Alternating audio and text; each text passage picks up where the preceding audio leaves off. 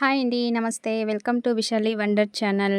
మీకోసం ఈరోజు మీ ఇంట్లో ఉన్న పెద్దల కోసం పోషకాలు నిండిన రెసిపీ ఏదైనా ఉంది అంటే అది ఈ రాగి రొట్టేనండి. ఈ రాగి రొట్టె చేయడానికి పట్టే సమయం కేవలం 5 నిమిషాలు అంతేనండి.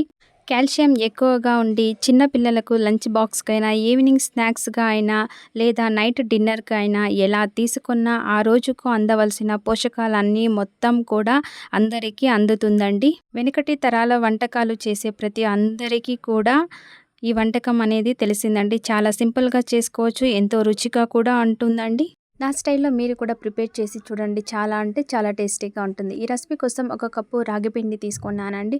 ఇప్పుడు ఇందులో టేస్ట్‌కు సరిపడా సాల్ట్ యాడ్ చేసుకొని, సన్నగా తరిగి పెట్టిన ఆనియన్ ఒకటి, అలాగే ఒక మీడియం సైజు క్యారెట్‌ని కూడా ఇలా సన్నగా తురిమి తీసుకుంటున్నానండి. అలాగే తరిగిన కరివేపాకు కొద్దిగా, అలాగే కొత్తిమీర కొద్దిగా వేసుకుంటున్నానండి.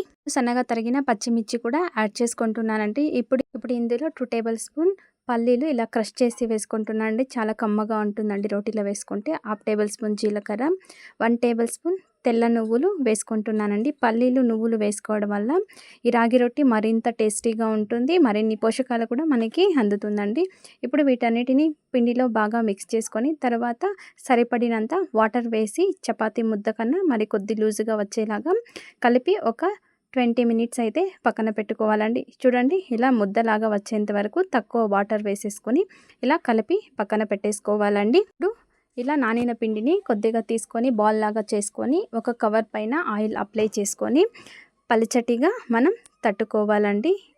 ఇలా ఒకసారి ప్రిపేర్ చేసి చూడండి. మీ ఇంట్లో అందరికీ కూడా నచ్చుతుందండి. చాలా టేస్టీగా కూడా ఉంటుందండి. ఇవన్నీ వేసుకొని చేసుకోవడం వల్ల ఇలా పల్చటిగా తట్టుకున్న తర్వాత సెంటర్‌లో ఇలా హోల్స్ లాగా పెట్టుకుంటున్నానండి. మనం పచ్చిపిండి యూజ్ చేసాం కాబట్టి రోటీ అనేది లోపల మొత్తం కూడా కాలడానికి ఇలా హోల్స్ పెట్టుకోవాలండి. ఇప్పుడు ఒక పాన్ పెట్టుకొని ఆయిల్ అప్లై చేసి వేడెక్కిన పాన్ పైన మనం పలుచటిగా తట్టుకున్న రాగి పిండి రొట్టెని వేసుకొని 2 వైపులా కూడా గోల్డెన్ బ్రౌన్ కలర్ వచ్చేంత వరకు బాగా కాల్చుకోవాలండి. మీడియం ఫ్లేమ్‌లో ఉంచి కాల్చుకుంటేనే మనకి పర్ఫెక్ట్‌గా రోటీ అనేది కాలుతుందండి.